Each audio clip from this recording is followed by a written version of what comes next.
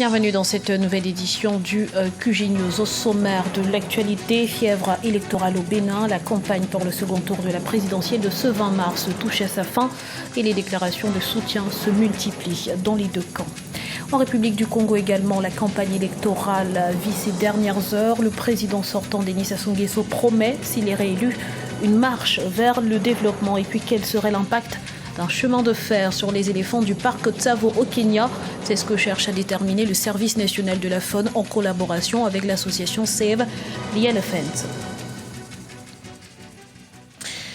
Dernier jour de campagne pour la présidentielle de ce 20 mars au Bénin. Sur le terrain, l'heure est aux alliances et tractations. Chaque camp bénéficie de plusieurs soutiens de poids. On fait le point tout de suite dans ce reportage de notre correspondant, Lefty Odo.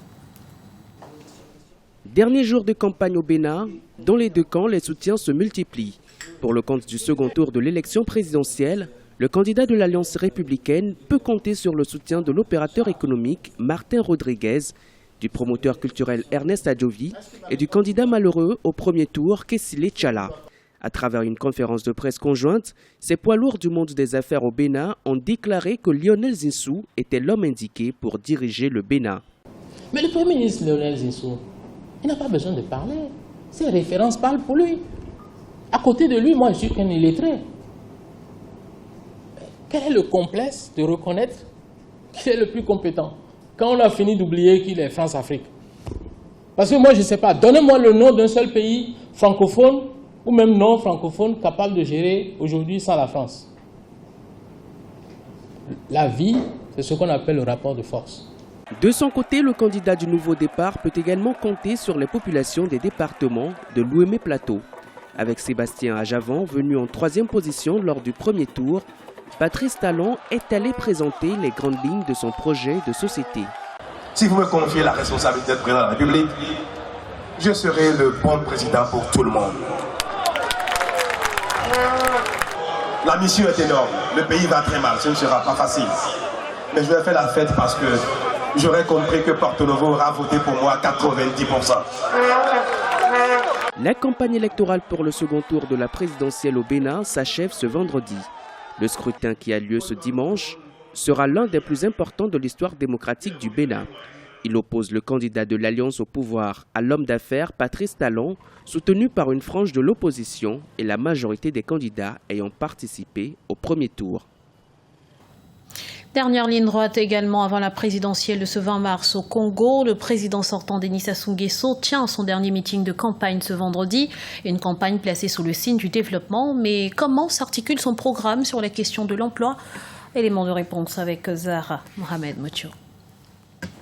Le chômage et la création d'emplois, l'un des thèmes principaux développés durant la campagne présidentielle en République du Congo. L'emploi, un enjeu crucial pour les 9 candidats en lice, notamment pour le président sortant Denis Sassou Nguesso. 34%, c'est le taux de chômage actuel, un chômage qui reste élevé, notamment chez les jeunes, et cela en dépit d'une croissance économique favorable. Nous prévoyons de créer 3 incubateurs de projets, des centres où les cadres pourraient prendre en compte les jeunes qui ont un projet, pourraient les encadrer et les aider à former le projet et les aider à le mettre en œuvre. Et le fonds de garantie, c'est l'État qui va mettre en place un fonds de garantie et qui va surtout soutenir les projets de petites, moyennes entreprises, même de très petites entreprises.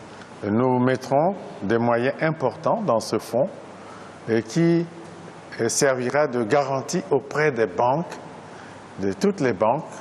Les jeunes pourraient ainsi obtenir des crédits au niveau de toutes les banques. La question de la formation est également dans le programme nommé La marche vers le développement. Et pour le président sortant, Denis Sassou Nguesso, il faut faire le lien entre la formation professionnelle et le marché du travail. Il y a l'importante question de la formation qualifiante, l'adéquation entre la formation et l'emploi.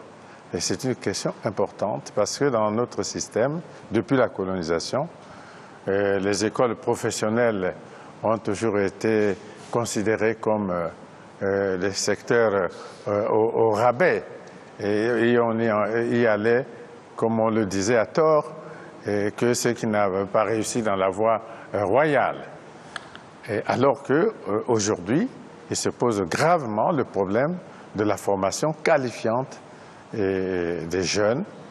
Et dans notre projet, la marche vers le développement, nous plaçons cette question au centre.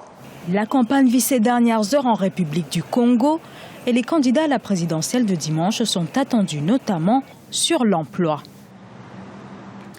Dans l'actualité également, Catherine Samba-Panza, présidente de la transition centrafricaine, est en visite d'État en Guinée équatoriale. Première étape de cette tournée d'adieu dans les pays de la communauté économique et monétaire de l'Afrique centrale.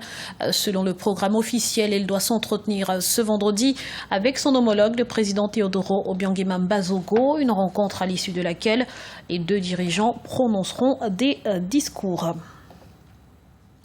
Au Burkina Faso, le secteur de la justice traverse des moments difficiles entre les multiples préoccupations des travailleurs du milieu et les attentes des justiciables. L'équation s'avère difficile à résoudre. Explication dans ce reportage de notre correspondant Jean-Paul Ouedraogo.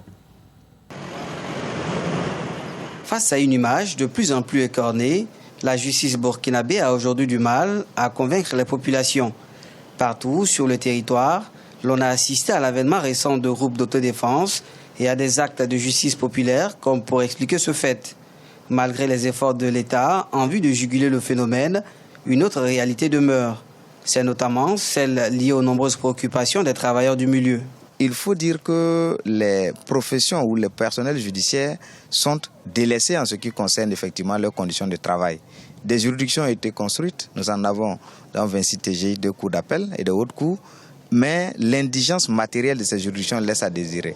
Que ce soit au niveau du matériel didactique pour travailler, les ordinateurs, je dirais même le budget de fonctionnement pour que les magistrats puissent aller sur le terrain faire des enquêtes.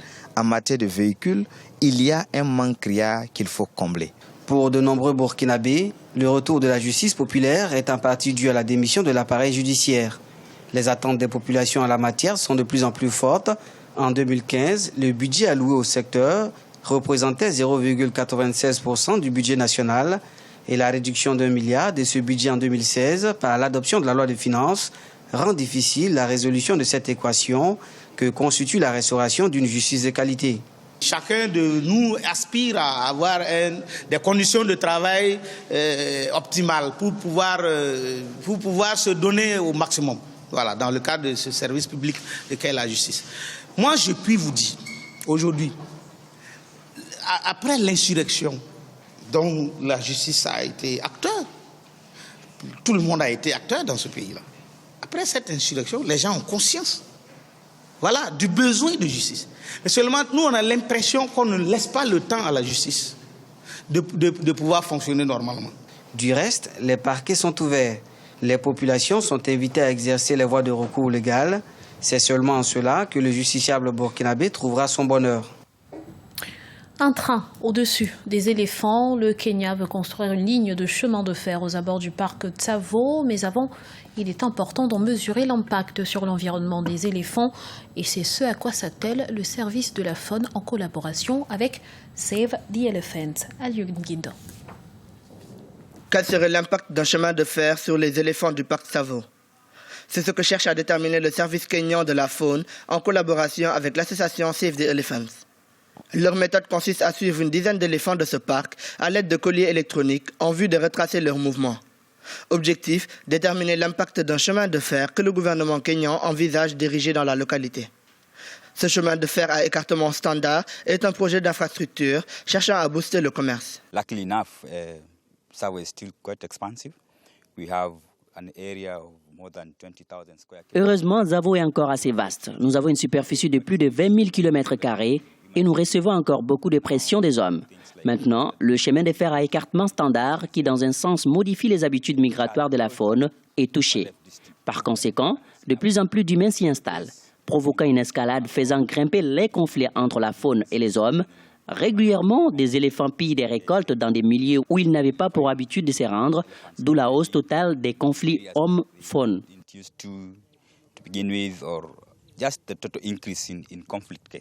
Les écologistes de Save the Elephants espèrent mieux connaître les habitudes de migration des animaux en vue d'optimiser au maximum la construction prochaine d'infrastructures, dont une autoroute à 6 voies au niveau de la même zone. Wildlife in this country is such a major economic player. La faune dans ce pays est un acteur économique majeur. Donc en même temps que nous nous développons, nous voulons assurer un accès facile entre les villes et nous voulons transporter des marchandises facilement. Il faut aussi rappeler que le secteur de la faune est aussi important que les autres. Donc si nous ne pensons pas à la faune et à mettre fin à ce phénomène, nous risquons encore de tuer un autre secteur économique.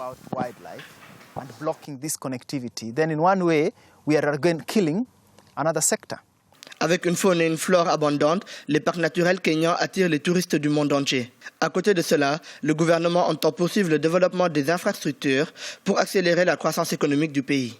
Au Kenya, les éléphants font partie des espèces animalières les plus menacées. Le journal a été réalisé par l'ensemble de la rédaction. Merci pour votre fidélité. Retrouvez dans un instant une nouvelle édition de l'information sur Africa 24.